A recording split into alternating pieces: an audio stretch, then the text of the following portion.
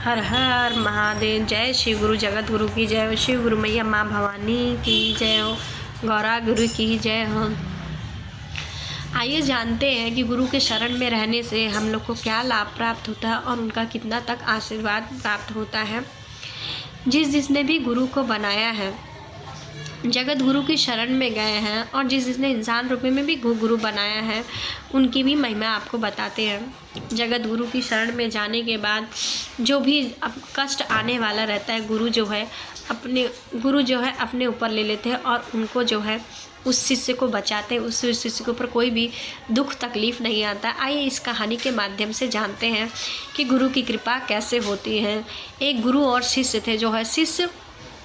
गुरु ने शिष्य को कार्य दिया था कि वो गांव-गांव में जाके भिक्षा मांग के लाए और खाना और भोजन का प्रबंध करे। ये शिष्य की जिम्मेदारी थी। एक दिन गुरु ऐसे थे, उस गांव में गए और गुरु ने शिष्य को आज्ञा दी, हे शिष्य तुम जाओ जो है भिक्षा मांग के लाओ और घर में शाम को भोजन बनाना। जो भी भिक्षा में मिले दिन भर मांगना और शाम को जो भी भोजन में मिले वो शाम को बनाना। बोला ठीक है। शिष्य बोला ठीक है। शिष्य सारे गांव में भिक्षा मांगते सब जगह से भिक्षा मांगा, जो भी उसको प्राप्त हुआ मांगते। भिक्षा मांगते शिष्य एक तांत्रिक के दरवाजे पे पहुंच गया और जो तांत्रिक था उसका दरवाज़ा खटखटने लगा।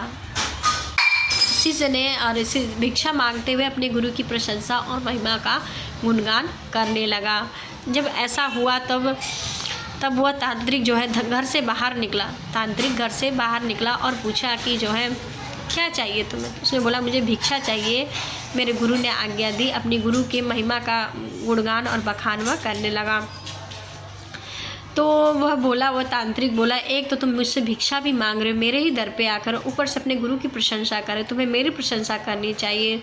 तो शिष्य बोला, नहीं, मैं जिसका शिष्य हूँ मैं उसी की प्रशंसा करूँ, मैं आपकी क्यों करूँ, क्योंकि गुरु ही तो मुझे हर कष्ट से बचाता है, मुझे राह दिखाया है।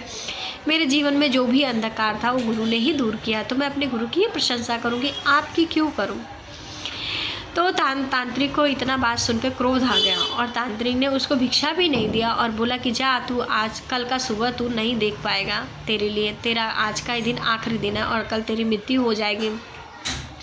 और सारे गांव वाले इतने में जुट आए और सारे गांव वाले यही बोले, आज तक इस तांत्रिक ने जिसको जो चीज़ भी कही है सब सत्य हुई, कुछ भी असत्य नहीं हुआ है।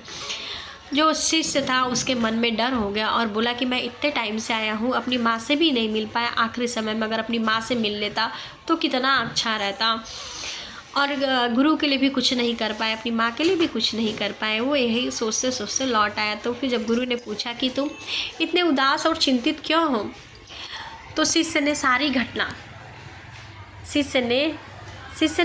घटना गुरु को बताई और कहा, गुरु मैं भिक्षा मांगते मांगते एक तांत्रिक के दरवाजे पे पहुंच गया और तांत्रिक ने ऐसा ऐसा बोला। तो गुरु ने कहा ठीक है कोई बात नहीं, तुम भोजन पकाओ और हम लोग भोजन करेंगे। शिष्य ने चिंतित में था और बोला कि मुझे इतना टेंशन है, मैं इतनी बड़ी बात बोला और गुरु को कुछ टेंशन ही नहीं है। तो शिष्य ने भोजन पकाया और गुरु को खाना परोसा। तो गुरु ने कहा तुम भी खा लो शिष्य, आओ दोनों जन साथ में खाना खाते भोजन करते हैं। तो शिष्य बोला नहीं गुरुदेव आप खाइए, मुझे भूख नहीं है। गुरु बोले ठीक है। इतने में जब गुरु सोने जाने लगे तो शिष्य को बोला कि देखो शिष्य, आज मेरी तुम्हारे लिए आज्ञा है कि पूरी रात तुम्हें मेरा चरण ही दबाना है, चाहे कुछ भी हो जाए पर मेरा चरण छोड़ के तुम्हें हटना नहीं है। शिष्य बोला ठीक है गुरुदेव, जैसा आप कहते हो मैं वैसा ही करने की कोशिश करूँगा। तो वो पूरी रात जो है गुरु जब सो गए तो शिष्य ने गुरु के चरण दबाना शुरू कर दिया। जब रात के 12 बजे तो वह तांत्रिक आया, उसकी माँ के वेश में आया और तांत्रिक ने जब आकर उस दूर से थे, गुरु के पास ना जाके दूर रहकर ही बोला तांत्रिक उसकी माँ के रूप में आया। तो वो जो शिष्य था वो पहचान ना पाया और अपनी माँ को देखकर बड़ा खुश हुआ, चलो लास्ट टाइम में आखिरी समय में मुझे अपनी माँ के दर्शन भी हो गए। और उसका वो जो माँ जो तांत्रिक माँ बन कर आया था बोला कि बेटा यहाँ आओ, मुझे बहुत दिन हो गए तुमसे गले मिले, आओ मैं तुमसे मिलने आई हुई इतनी दूर से। तो शिष्य ने बोला कि देखो माँ, मैं गुरु का चरण छोड़ के नहीं आऊँगा। जब आप जो है इतनी दूर से आई हो, मेरे लिए आई हो जब, तो थोड़ा दूर और आ जाओ, मैं यहीं आपसे मिल लेता, यहीं बैठ के दोनों बातें कर लेते। लेकिन मैं गुरु का चरण छोड़ के नहीं आ सकता माँ, इसके लिए मुझे क्षमा करना। उसने उस तांत्रिक ने बहुत प्रयत्न किया कि वो अपने गुरु का चरण छोड़ के आए और मैं अपने कार्य में सफल हूँ, लेकिन ऐसा ना हो सका क्योंकि वो आज्ञाकारी शिष्य था, गुरु की हर आज्ञा का पालन करता था। जब तांत्रिक जो है माया काम ना आई, उसका षड्यंत्र कामयाब ना हुआ, तो वो थक हार के फिर से जो है चला गया।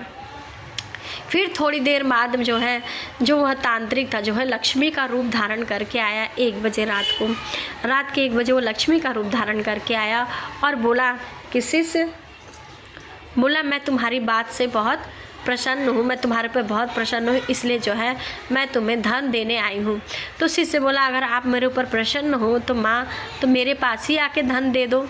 तो बोला कि नहीं, अगर तुम्हें धन चाहिए तो यहाँ मेरे पास आना पड़ेगा, तुम्हें यहीं मैं धन दूंगा।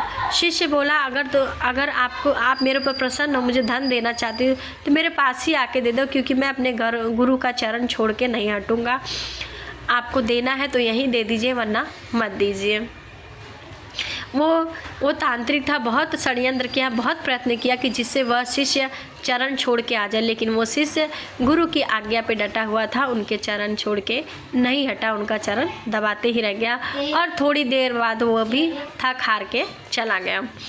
फिर तांत्रिक के जब 2:30 पौने 3 बजे रात बजे, तो तांत्रिक जो है यमराज का रूप धारण करके आया और बोला कि तेरा जो है समय ख़त्म हो गया, तूने जो बुरे कर्म किए अब उसका दंड भोगने के लिए तैयार हो जा। तो शिष्य बोला कि मैंने अगर बुरे कर्म किए हैं तो आप मुझे अगर दंड देना चाहते, अपने साथ ले जाना चाहते तो मेरे पास आके ले चलो, लेकिन मैं आपके पास नहीं आऊँगा। उसने बहुत प्रयत्न किया, बहुत हट किया, पर वो नहीं आ सका। तो शिष्य जो था नहीं आया। फिर रात के 3 बजे वो तांत्रिक भी अपने घर चला गया।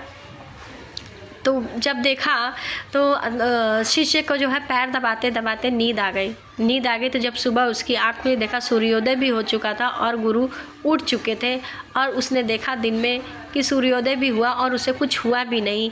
तो यह थी गुरु की भक्ति का परिणाम था। गुरु कहने का अर्थ ये है, जो भी गुरु की शरण में जाता है उसका कष्ट, दुख, दारिद्र्य सब हर लेते हैं गुरुवर, और उसको सही मार्ग दिखाते हैं, जिससे वो धर्म के मार्ग पे चलते अपने ये जन्म भी सुधार लेता है और आने वाले उसका जन्म भी सुधर जाता है। गुरु की शरण में रहने पर कितना भी बड़ा से बड़ा कष्ट आए, कष्ट ही क्यों ना हो, क्यों ही चाहे अपने आप को कोई भी कितना भी जो है बलशाली समझे, लेकिन गुरु का शरण में आने पे और उस शिष्य का बाल भी बांका नहीं होता है। यह बात सत्य है, 100% सत्य है। आप भी जो है शिव को गुरु बनाइए, और साथ साथ शिव को गुरु के साथ साथ इंसान रूपी में भी गुरु बनाइए, क्योंकि इंसान रूपी में गुरु का भी बहुत महत्व है। जैसे हम लोग मंदिरों में जाते हैं, पूजा करते हैं, शिव को गुरु बनाते हैं, और हमारे पास अपने भी माता पिता होते जो हमें जन्म देते हैं, क्योंकि जन्म देने के बाद इंसान रूपी में ही माता पिता हमारा लालन पालन पोषण सब करते हैं और हमें अच्छे बुरे की पहचान करते हैं। ऐसे गुरु भी हैं जो अंधकार में भटकते रहते हैं, उसको ज्ञान देके मार्गदर्शन करते हैं और उसको सही गलत का ज्ञान देते हैं। इसलिए हमें जीवन में शिव गुरु के साथ साथ, जगत गुरु के साथ साथ इंसान रूपी गुरु को भी बनाना चाहिए, जिससे हमारे जीवन का मार्गदर्शन होता रहे और हमें सही गलत का अंतर होता रहे, क्या सही है क्या गलत। कभी कभी हम जीवन के ऐसे पड़ाव पर पहुंच जाते हैं जैसे हमें समझ में नहीं आता क्या सही है क्या गलत है। इसका मार्गदर्शन गुरु ही करता है। जब इंसान रूपी में गुरु बनाओगे, उसके पास जाओगे, वही बताएगा कि क्या करना तुम्हारे लिए सही है, क्या उचित है क्या अनुचित है। वही धर्म के मार्ग का पाठ पढ़ाता है। देखिए, कलयुग में धर्म ही सर्वश्रेष्ठ है, इसलिए हमें धर्म कर्म इंसानियत हमेशा करनी चाहिए, अच्छा कर्म करना चाहिए, धर्म इंसानियत के लिए, और गुरु के मार्ग पे चलते रहेंगे। हमारे जीवन में देखना खुशियाँ ही खुशियाँ, हर कष्ट दुख दर्द गुरु हर लेते हैं और उसके जीवन में जो है धर्म का मार्ग रहता है। इसलिए गुरु की शरण में हमेशा रहना चाहिए और गुरु की कृपा हमेशा प्राप्त होनी चाहिए। गुरु की कृपा से आने वाला जो भी रहता है सब दुख दर्द दूर हो जाता और सब चीज़ की हमें प्राप्ति हो जाती, धन ऐश्वर्य सब चीज़ की प्राप्ति हो। बोलिए जय श्री गुरु जगत गुरु की जय, श्री गुरु मैया माँ भवानी की जय हो, मेरे गौरा गुरु की जय हो, हर हर महादेव की जय, पार्वती पते नमः। पार्वती पते हर हर महादेव की जय, जगत गुरु की जय, शिव गुरु मैया माँ भवानी की जय, भैया हरिंदर की जय, नीलम दीदी की जय हो।